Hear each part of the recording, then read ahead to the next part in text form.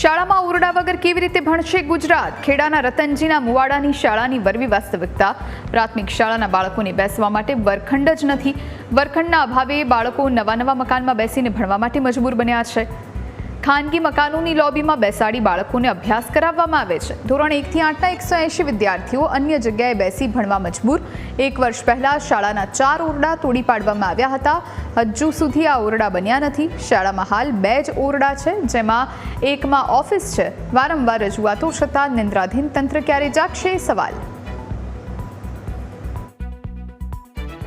શિક્ષણ વિભાગનું સૂત્ર છે કે ભણશે ગુજરાત, આગળ વધશે ગુજરાત, પરંતુ ક્યાં? સરકારી શાળાની હાલત તો ખરાબ છે. ત્યારે ખેડા જિલ્લાના ઠાસરા તાલુકાના રતનજીના મુવાડા ગામમાં શિક્ષકો ઘરે જઈને વિદ્યાર્થીઓને ભણાવી રહ્યા છે. જી હા, આપને દ્રશ્યો બતાવીશ. આપ જોઈ શકો છો, આ રતનજીના મુવાડાના ગામનો વિસ્તાર છે, જ્યાં શિક્ષકો વિદ્યાર્થીઓના ઘરે આવ્યા છે અને અહીંયા વિદ્યાર્થીઓને ભેગા કરી અહીંયા તેમના ક્લાસ ચાલી રહ્યા છે. જોઈ શકાય છે વિદ્યાર્થીઓને ભણાવવામાં આવી રહ્યા છે. એવું નથી કે કોઈક એક જ શિક્ષક હોય, અલગ અલગ વર્ગ અહીંયા ચાલી રહ્યા છે. આ એક વર્ગ છે. અહીંયાથી આગળ વધીશું એટલે આ બીજો વર્ગ આપને જોવા મળશે, જ્યાં ઘરની બહાર લોબીમાં પણ વિદ્યાર્થીઓ ભણે છે અને લોબીની અંદર પણ વિદ્યાર્થીઓ ભણે છે, જ્યાં એક સાથે બે ક્લાસ ચલાવવા પડી રહ્યા છે.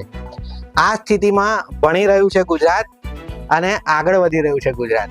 આપણે વાત કરીશું ગામના જે તલાટી છે તેમની સાથે. શું નામ છે વડીલ આપનું? મારું નામ અનોપસિંહ ઉદયસિંહ ચાવડા, તાલુકા પંચાયત સભ્ય શ્રી જેસાપુરા મીઠાપુરા. સ્થિતિ આ શા કારણથી આવી સ્થિતિ? વમો સાહેબ, પરિસ્થિતિ એવી થઈ કે અમારી રતનજી મુવાડા મીઠાપુરા પે સેન્ટર શાળાની અંદર આવેલી છે અને તેમાં હાલ 180 વિદ્યાર્થીઓ અભ્યાસ કરે છે.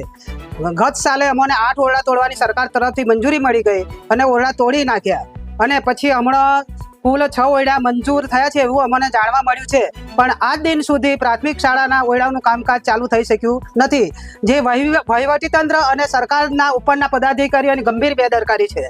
અને આજ રોજ અમારે બાજુમાં એક મહારાજનો આશ્રમ હતો, ઉદારામ મહારાજનો આશ્રમ.